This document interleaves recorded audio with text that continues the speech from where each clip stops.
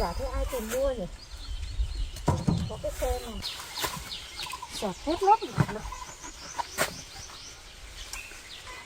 Bán rẻ đi thôi, nhưng để đây cũng vướng. Ôi, ai trộm mất cái bánh xe nhà tôi thế này nhỉ? Không được, không được.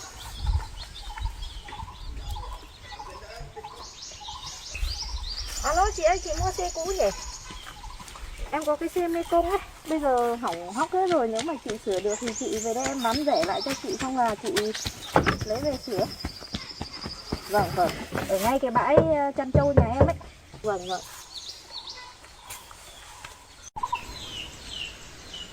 Alo, em bán xe à? Ở chỗ nào ấy? À thế chị đến đấy luôn nhé.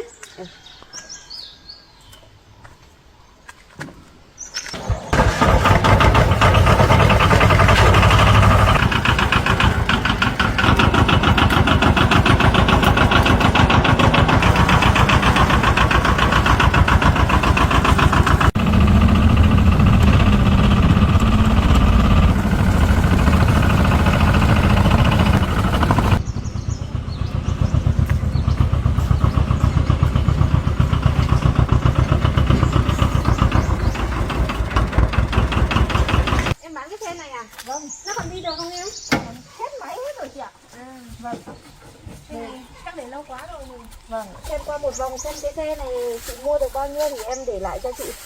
Xe này chắc khoảng 2,5 tấn đấy nhỉ? Vâng, nặng.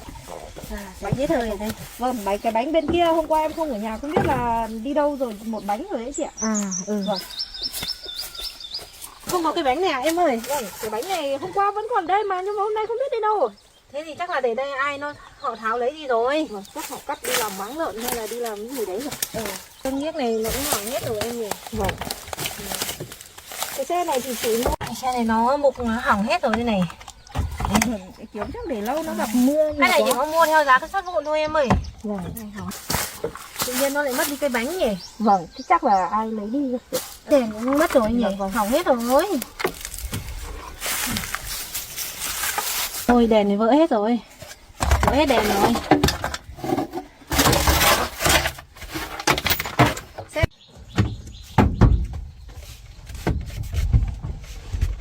Tất cả chìa khóa đây này. Không có chìa rồi.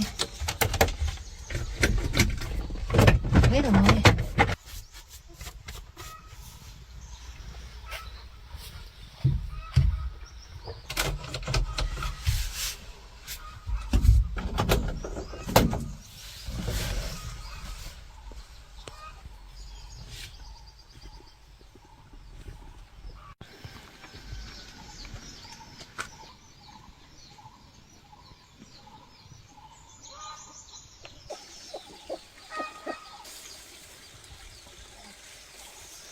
Bao nhiêu tiền đấy?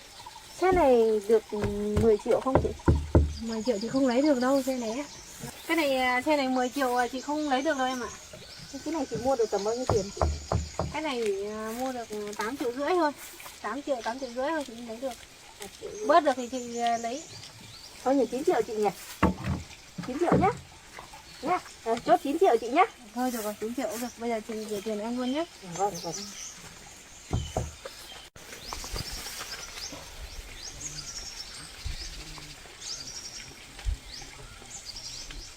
Được 9 triệu em nhé. Em đếm lại ha.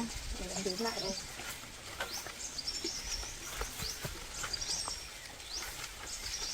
Đủ chưa em? Đủ rồi chị ạ. Em xin nhá. Bây giờ em có rảnh không? Rảnh như hồi chị kéo cái xe này về nhé. Vâng, vâng. Hồi chị kéo về nhà đấy. Dạ vâng. Cái biển đấy hôm nọ em treo bán đấy. Dạ vâng.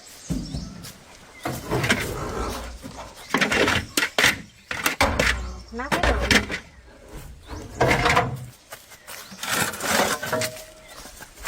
Biển rơi hết ra rồi này. Dạ vâng. Bây giờ để chị về lấy cái bánh xe ra đây chị lắp nhé. Vâng, Rồi chị đánh xe về chị vâng, em ở đây chờ. Vâng.